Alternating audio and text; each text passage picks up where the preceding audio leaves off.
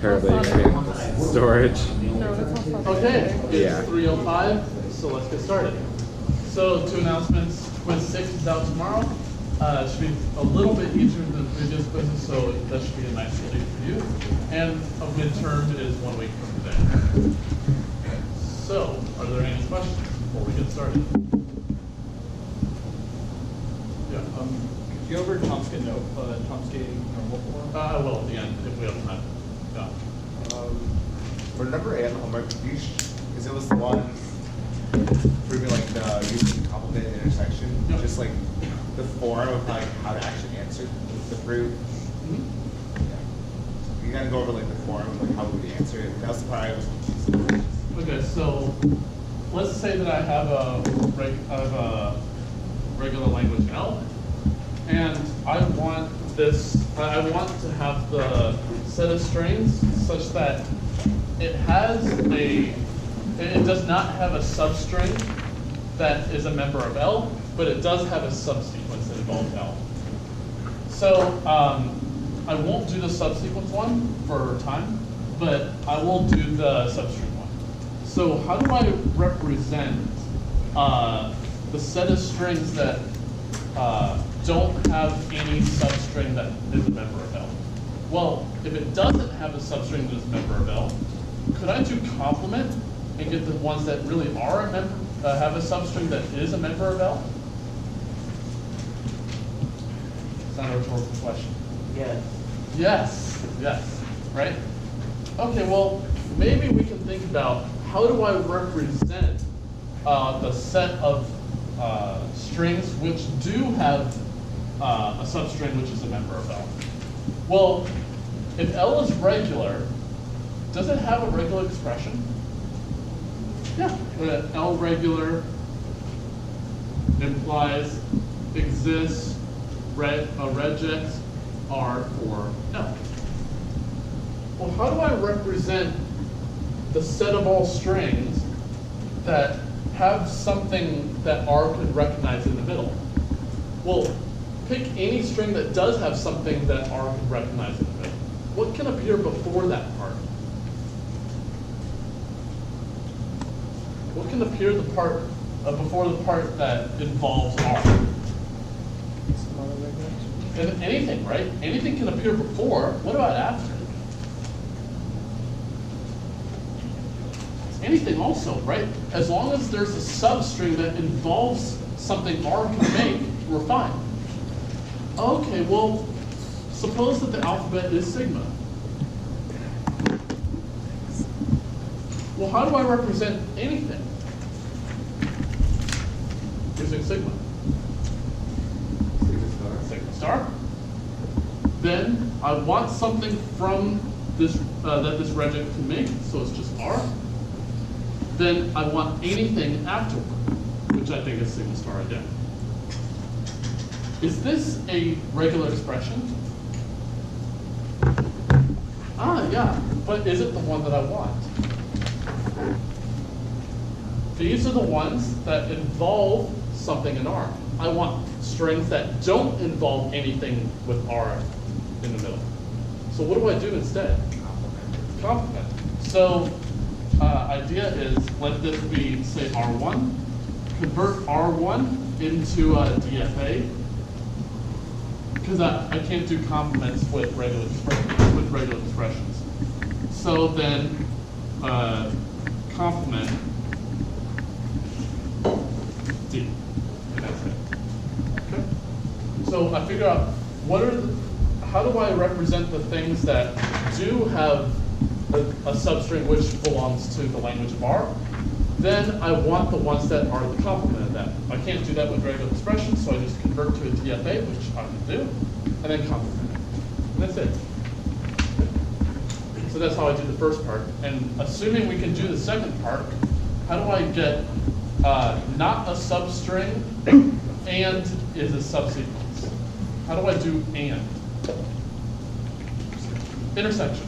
So if I have a DFA for the second part, just do the product construction. And that's it. It's actually pretty simple. So it's just employing the idea of using a regular expression This is not the only way to do it, but it is a way to do it. First form a regular expression, convert to a DFA to do the complement that we want. Any questions about that? Yeah. Just to clarify, right at the beginning, this is the beginning sub. I have the sub. I'm not sure what the question is. Sub. Just what was the premise? Yeah, we want all the strings such that that they have a substring which is a member of it. Okay. Yeah. R is the regular expression for L, so something that R can make appears in the middle of the strings that we want. Well, that's just anything before, something that R can make, followed by anything after. Okay. Any questions about that? Any other questions?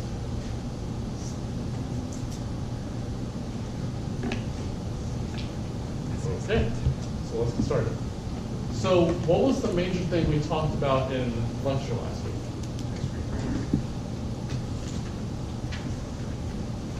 What was the major thing we talked about? I was there, I know what it is. What was it? Come on. What was the thing we talked about? The regular? The regular grammar. Okay. Thought you were falling asleep on me. All right. Well, what is this grammar supposed to be doing? Well, if we have machine models, DFAs and NFAs, and regular expressions can describe languages, what do grammars do?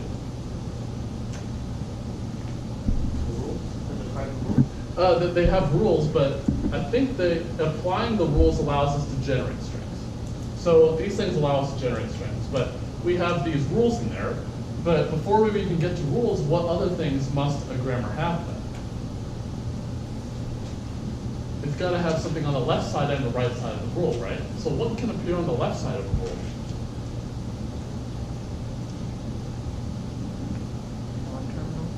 A non-terminal or equivalently a variable. Yeah. So I'm going to have a set of variables called V. So V is a finite set of variables. Well, what else do I have?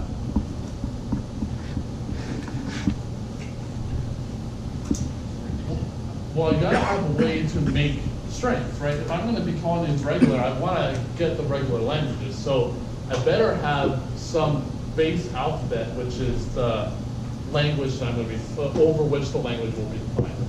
So I better have a set of terminals because we mentioned non-terminals. So I better have a set of terminals. So finite set of terminals, and we want to derive a string entirely full of terminals. So what else do we have?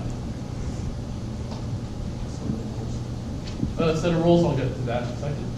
What else do we have?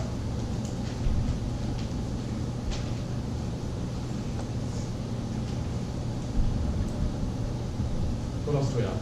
Start variable. A start variable, right. So I better have a way to start doing a derivation. So start variable.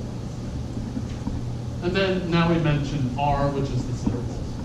So R is a finite set of rules. Okay, well, this doesn't really tell me much. It tells me two finite sets, a member of a finite set and a finite set of rules. But how are the rules related to the variables and terminals then? Well, does the word regular have anything to do with it?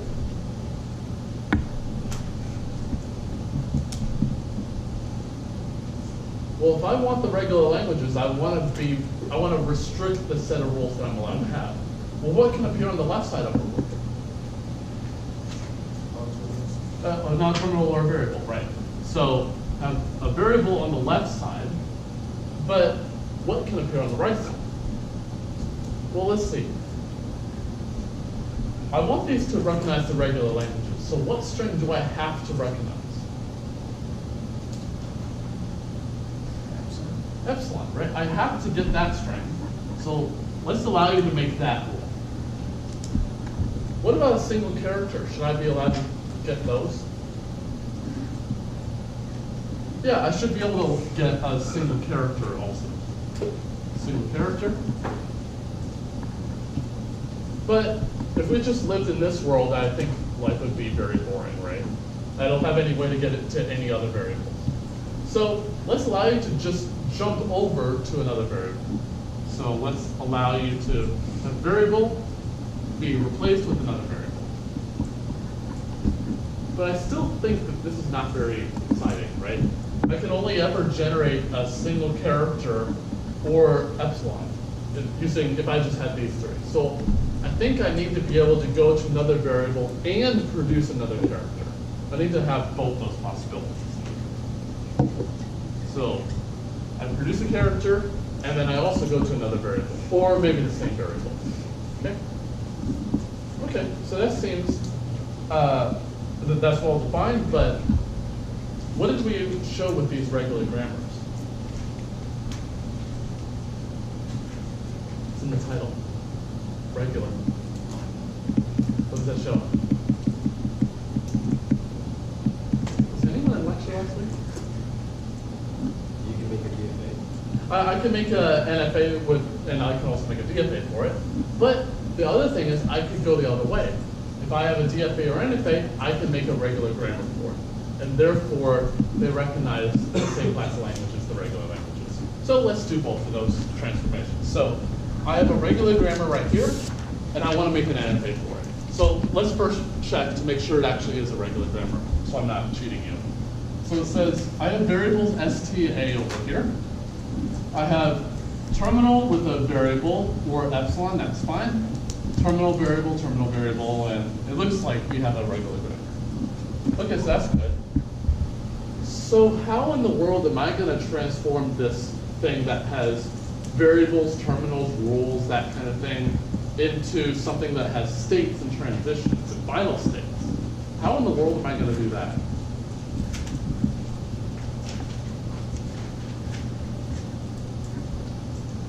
Well, here's something that might help. When I'm deriving something, how many variables at most can I have on the right side? How many variables can I have?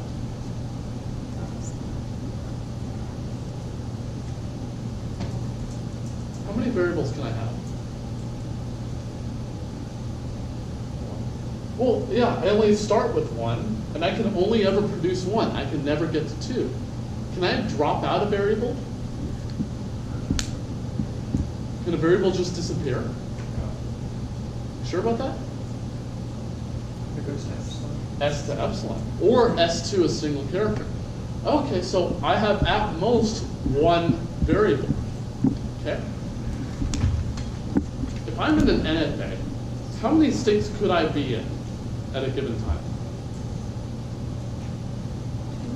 Exactly one, right? In an NFA, I'm in exactly one state. So maybe we can just transform this into an NFA by representing the variables as states. Okay, but that actually is not complete, but let's try that at least. So let's have my set of variables to be this, sorry, the set of states. My bad. Set of states, well, what are the variables in this grammar? STA. Well, are there any other variables?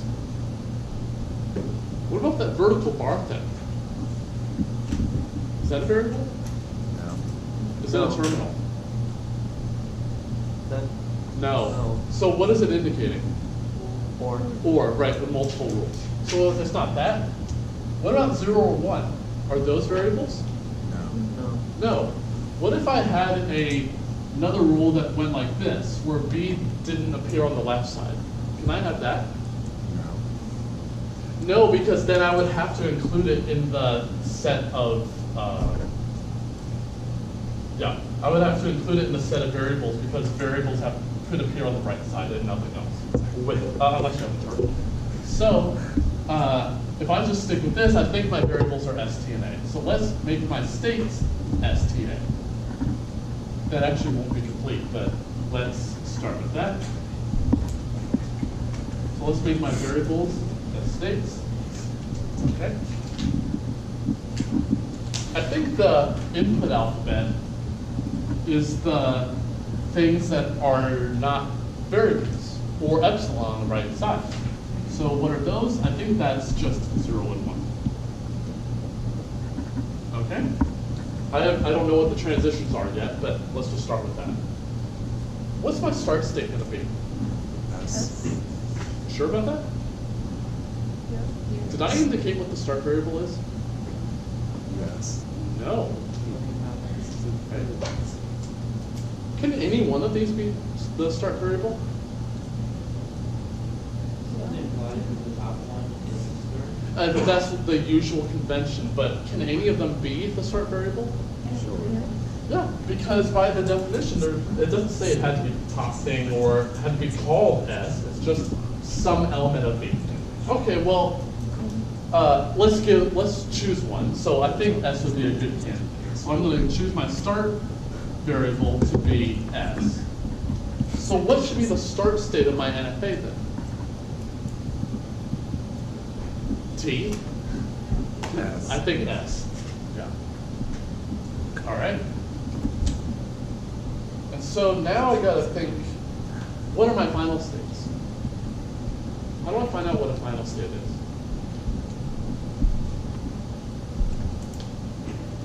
This can actually end. Sorry? This can actually like stop. Like at one Yeah, I need to be able to stop in a final state.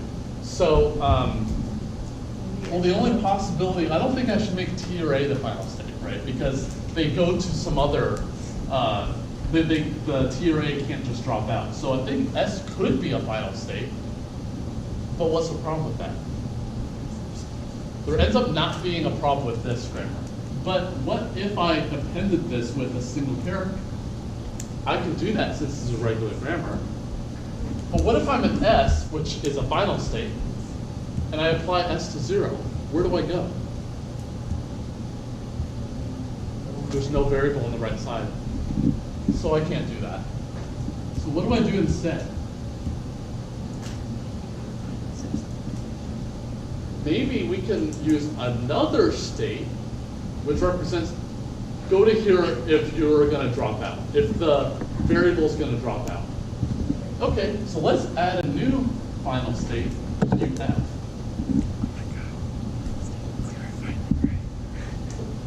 And then whenever we want a variable to go away, we go over to QF on the appropriate transition. Okay, so that's an idea. So now I think we need to do transitions. So so the idea is, let's look at each of these rules in turn and make a transition out of it. So S to 0t. So what transition should I do there? I go from S to t on 0. All right. S to empty. What should I do? Go to the final. Go to the final state because there's no variable on the right side. All right, so I go over to there on empty. Okay. So we're done with this rule, so let's go to T. T to 1A, I think that's go from T to A on 1. Okay. T to 0T, what am I going to do? The self loop on T. Good. Okay. A to 1S, I think we know what to do. A to 1S. A to 1A, we're going to have a self loop again on 1 to A. And A to 0T, I think, comes back to. Cool. Pretty simple. So all we had to think about was make a new final state and make each of the transitions to be one of the rules above. Okay? So why is this right? Because if you have the derivation in the grammar, then you know exactly what transitions to do in order.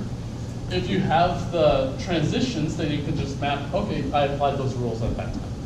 So it really does work correctly. Any questions about that? So you made the QN because there was an epsilon transition, I guess?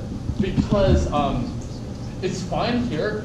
If I happen to make S the only final state, it's fine here. But if I had a situation where I had a variable to a single character, then I need to go somewhere to generate that character. But I can't go to any of the other states here because that means that those should be the final state. And I can't loop back because I can only produce one of them. So I need to make another state. So if you have like a terminal, another terminal on S, would you just say that goes to QN? Well, remember, I can only have one terminal on the right okay. side. So that's the beauty of regular grammars, right? Since I only have one terminal on the right side, then that means that I can only have one thing on the transition, which is what NFAs have. So that's why we restrict it that much. Okay? Any questions otherwise? Okay, so now let's do the other conversion, NFA to a regular grammar. So I have this NFA, and I want to make a regular grammar out of it. So how am I going to do that? Maybe we can try doing this strategy, but in reverse, or at least almost in reverse, right? Okay, so I got to make variables and stuff. So what do you think my variable should be? The states. The states of the NFA. Okay, that seems like a good idea. So let's make my states Q0, sorry, my variables Q0, Q1, Q2, Q3. Okay, I think my input alphabet, my terminals are going to be A and B, because those are just the things on the transitions. And then, so what should my start variable be? What should be my start variable? Q0. Q0. Q0, right? My start state. All right, so start is Q0, fine. But now I got to make the rules, obviously. So let's figure out what we need to do. So we got to have Q0 make something because it's a variable. So where does it go on symbol A? It goes to Q2. All right. So let's have it produce an A and go over to variable Q2. Like that. Where does it go on B? It goes to Q1 or Q0 on B. Oh wait, so what should I do there? It has two different things I can do. Have two separate rules. Two separate rules. That seems logical to me. So let's do an OR with, it goes back to Q0, so B Q0. And it also goes to Q1. B Q1, fine. So now that's all of Q0's transitions, so let's do Q1. Where does the Q1 go on A? It only goes to Q0, so that's fine. Where does Q1 go on B? Goes nowhere, right?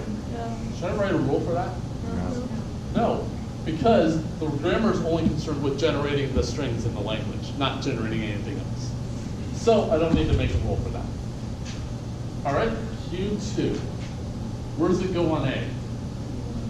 Goes 1, A, Q1. Where on B? Q1 or Q2, so I gotta have a B, Q1, or B, Q2. Is that the end of the story? Is it epsilon? Epsilon, yeah. So how do I indicate that here? Just goes to Q3. So 4, Q3. Okay, so now we gotta do Q3, obviously. And then what should I put on the right side for Q3? BQ3. Okay. Cool. All right. Are we done? Let me ask you an important question. What is the language of the grammar as is? Think too hard. Can I ever make that variable disappear? No. So what's the language? Can it make any string? No, so what language is it? I think it's %. right? It can't generate anything, so therefore the language must be empty. So what should I do to fix this? Add another state. I don't really need to add another state, but well, think about it. I see that Q0 is a final state. So if I ever enter Q0, I should be allowed to drop that variable out of the derivation. How do I drop a variable out? Epsilon. So for all final states, well, it's only Q0 here, I will add that variable goes in. Because if I ever enter that state, I should be allowed to drop that variable. But I could choose to apply something else, but I could drop it out if I chose to. Okay? Any questions about that? Yeah. Say we ended in the final state with the getting to it by A, then we drop out the A. No. Once I do Q1 to Q0, says I produce the A, so the A is there. Yeah. So I'll have a bunch of stuff. Then at the end, I'll have A Q0. And then I apply a rule, which this is the only variable, so that's the one I'm going to replace. And then A will still be there, but Q0 will drop. And then, well, let's think about why this is correct. So if we have a computation in here that ends in Q0, well, I can just see what rules I did, so that's fine. But if I have a derivation in here, well, it must end in Q0, because if I have a derivation that ends in all terminals, well, Q0 is the only thing that can drop the variable out. But then I just see, first of all, do I end in Q0? And I see what variables did I apply, well, what rules did I apply in which order? And then I see, oh yeah, that's just the computation up there. Okay. So that's just a valid transformation from anaphase to regular vectors. Any other questions? What if I did this? Okay, yeah, I'll do that. What if I did that? That simple change. Did that change the language? I don't think so, because whatever Q0 could make, it could just follow the rules that existed here before, or I could choose Q0 goes to Q0, and then I'm back where I started again. I didn't generate anything, so I didn't change the language. But what did that do to this grammar? It's ambiguous. What does ambiguous mean?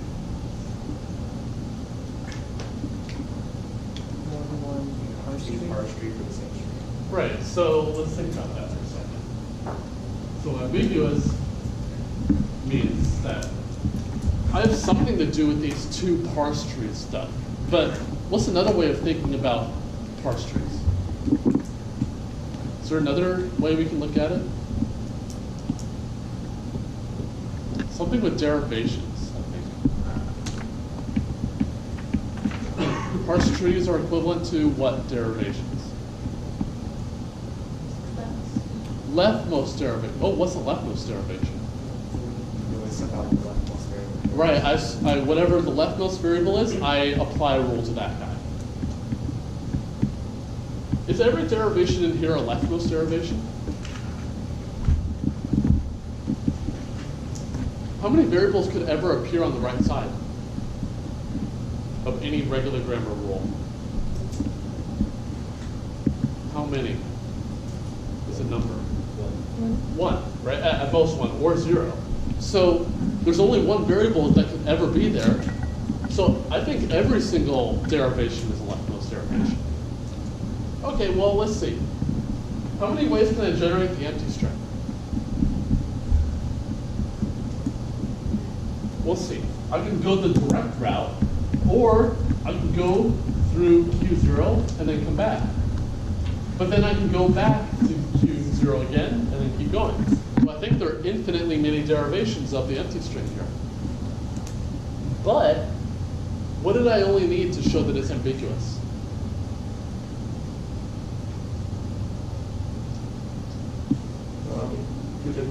Two different derivations, leftmost derivations. Okay. So, but did I need to show that for every string in here, or just one? Just one.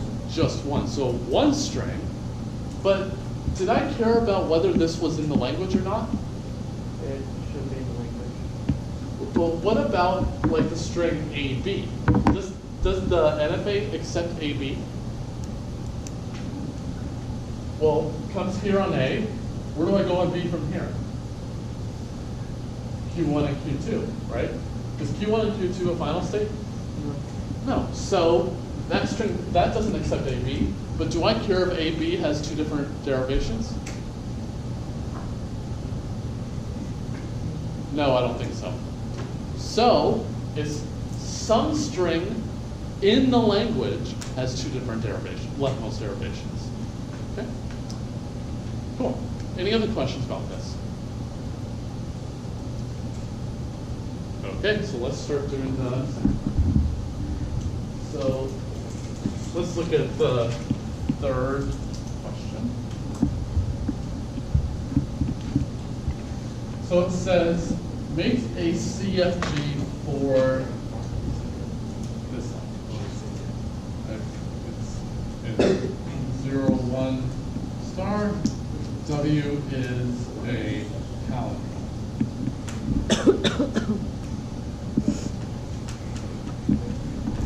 I gotta make a CFG for this. Oh wait, what's a CFG? Oh yeah, this context-free grammar thing. Context-free grammar. Okay, well, I get the grammar part. I have variables and terminals, and I'm going to be replacing stuff with other stuff. But what makes it different between a regular and a context-free grammar? What changes? Yeah, the set of rules, right? It seems fairly limiting as to what I can do here. Let's maybe generalize it a little bit. Well, it says context-free right here. So I think that means that if I have a variable that I want to replace, it doesn't matter what happens to the left or to the right of it. So I think I need to replace a single variable with stuff. But what can appear on the right side of a context-free grammar rule? Well, maybe let's just generalize it as far as we possibly can. Let's allow anything on the right side. So I'm going to say it can generate W, where W, maybe, could I allow you to have just a bunch of variables on the right side? I think that's okay. That seems like a natural thing we can do. Or a lot of terminals. Or what about a mixture of both? Could I do that? Yeah, it seems logical. So let's see. I gotta have something from variables or terminals, but I can choose any number of them in any order. Okay. So variables and terminals in any order, as many as you want. Cool. So I gotta make a CFG for that language up there, palindromes.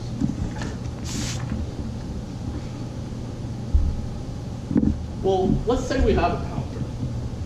And maybe we can analyze the string that we have, and then we can say something about it. So let's say I do have a palindrome, W1, 2, 3, Wn minus 2, n minus 1, n. So I say that this is a palindrome off the bat.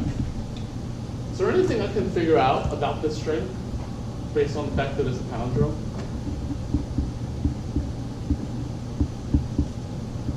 Is there something I can say about the WIs? Palindrome, same backwards and forwards.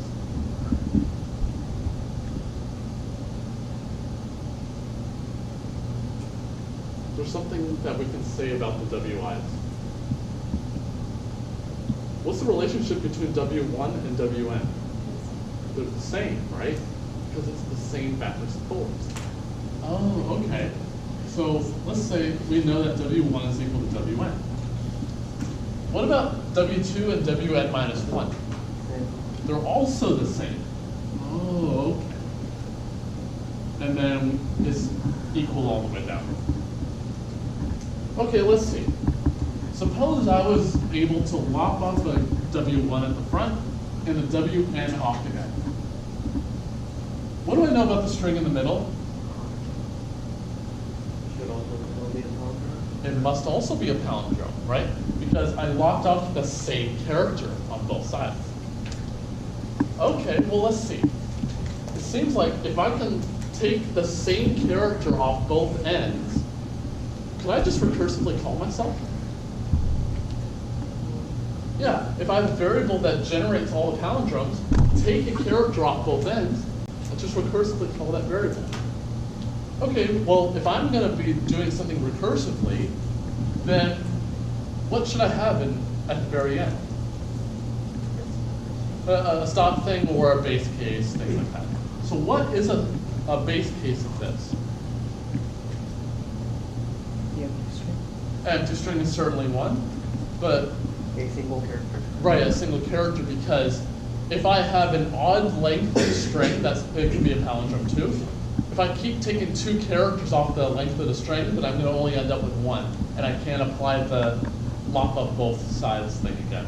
So I need the base case for a single character also. Well, let's see. Let's say that S is my, that's atrocious. Well, S is a variable. Let's say that it's the one that's going to be making palindromes. Well, I should be able to take a character off at the front. Let's say it's 0. Well, I need to take the exact same character off the end. So I got to take 0 off the end. But what should go in the middle?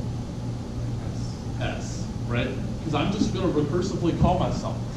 If I take these two characters off, the middle part better be a palindrome. All right? And I think the same is true of the 1 part. Do you have a question? No, I'm just switching. All right, so now I have my recursive cases. So now I just need base cases. Well, I need to make the empty string a single 0 and a single 1. That's it.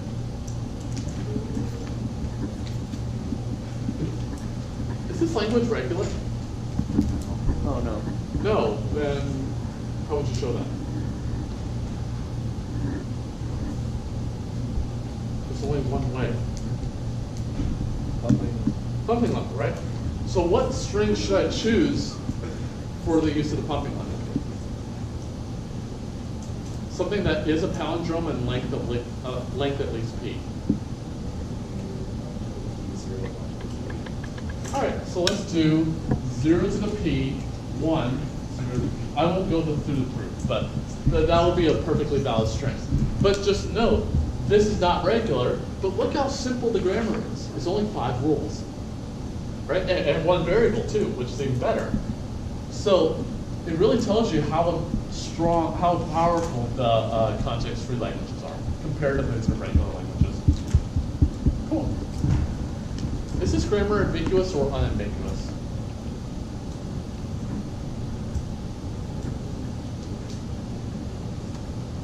Well, if it's the empty string, how many ways can I make the empty string? Exactly 1. This way. I can't apply these 2 rules or these 2 rules because they generate characters. If it's a single character, again, I only have 1 way to use them. I can't use this or these 2 because they generate 2 characters. So suppose my string is of length at least 2. Well, I can't apply these 3 rules because they don't have any other variables on the right side. So I have to apply one of these 2.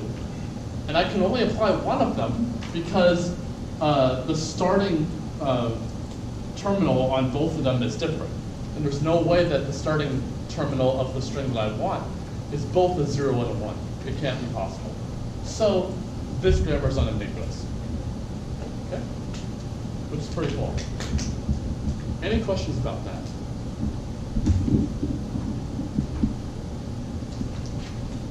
Okay, so let's do the next one.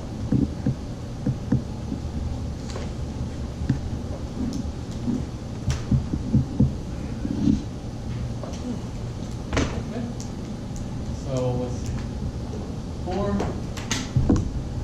W in, oh, no, 0 to the n, 1 to the 2n, n. Is that language regular? No, and what's the string that I should pick?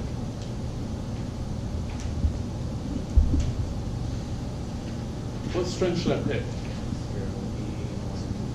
yeah, 0 to the p, 1 to the 2p would be my choice. And then because you could only pump in the zeros, just put more zeros in and via pumping, and then therefore I can't have twice as many ones and zeros. So that's simple proof. But I want to make a CFG for this. So how in the world am I going to make a CFG for this? Well, let's see. Well, I know what the string kind of looks like now. It's just a bunch of zeros at the front, and then a whole bunch of ones at the end. Let's see. Well, maybe I can do this lopping off technique off the ends, and maybe we can do something similar here. Do you have an idea? For every 1 0, there has to be 2 1. Be careful. 1 0, you mean every single instance of 0. Oh, yeah. My bad. There's no 1 0 there. For every 0 at the beginning, I can lop off 2 1s at the end. Yes. Yeah. Right. So lop off a 0, I can take off 2 1s off the end, and we know now that the string in between must be in the language, because if I decrease n by 1, then I decrease the number of 1s by 2. Okay, so let's try that. So if I have a variable s, well, again, I got to make a 0, and then at the end, I got to make 2 1s. So I make a 0 at the beginning, 2 1s at the end, and then I just recursively call myself. Okay, is that it? No, what else do I need? I need a base case. So what would be a good base case for this? 0 1 1 is a good one, but is there an easier one? Empty string. Yeah. Because if I have 0 1 1, then I could just apply this rule that s things. But you raised a good point. What if I did add 0 1 1 onto this? Doesn't change the language, obviously. But what did it do to this grammar? It made it ambiguous. For what string? 0 1 1. Do I care about all the other strings or just that one string, whether it's ambiguous or not? Just the one string. Okay. So, but if I have this grammar as before, is this ambiguous or unambiguous? It's unambiguous. Why? Because if it's empty, how many ways do I have to generate the empty string? 1. Exactly 1. If it's not empty, I only have 1 rule to pick. So that's the proof. Cool. Any questions about that?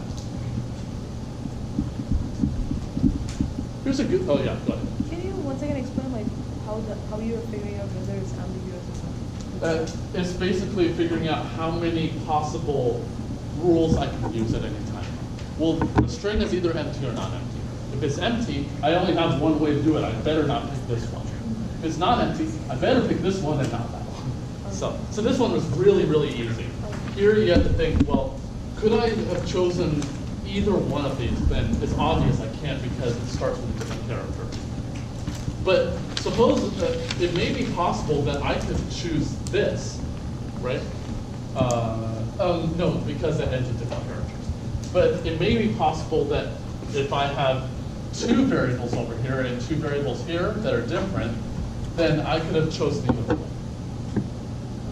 Yeah, so it may be derived different ways, but with these 2 grammars, there's only 1 way to derive every string. Okay? Here's a good, really good exam question. So pay attention. What is the relationship between regular languages and context-free languages?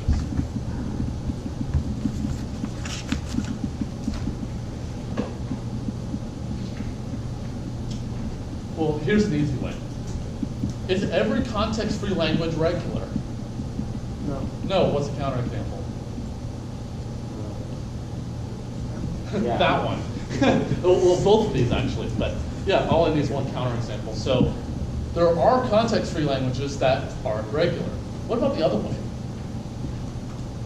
Are there any regular languages that are not context-free?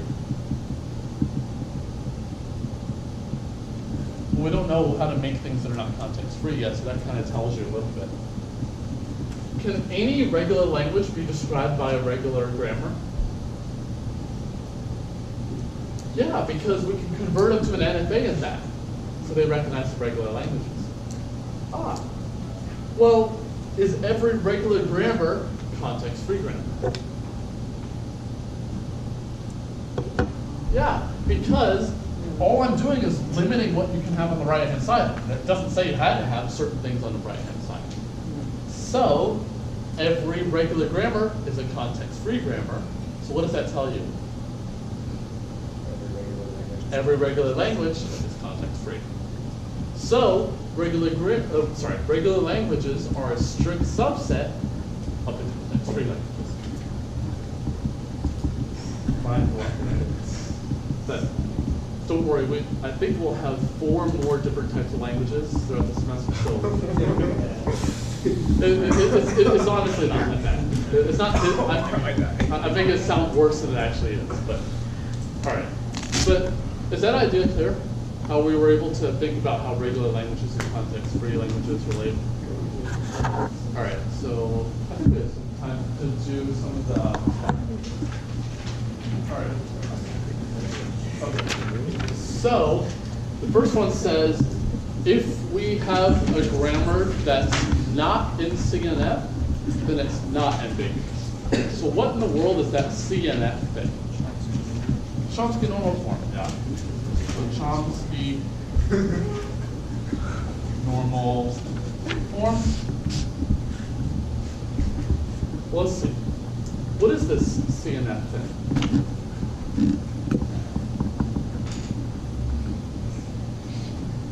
What does it do?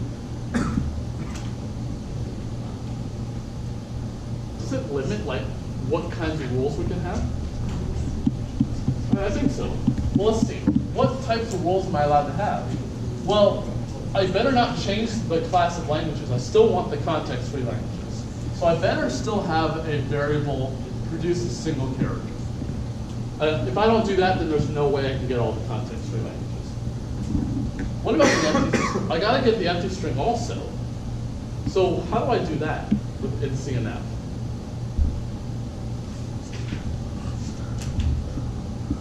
CNF, how many ways can I make the empty string in CNF?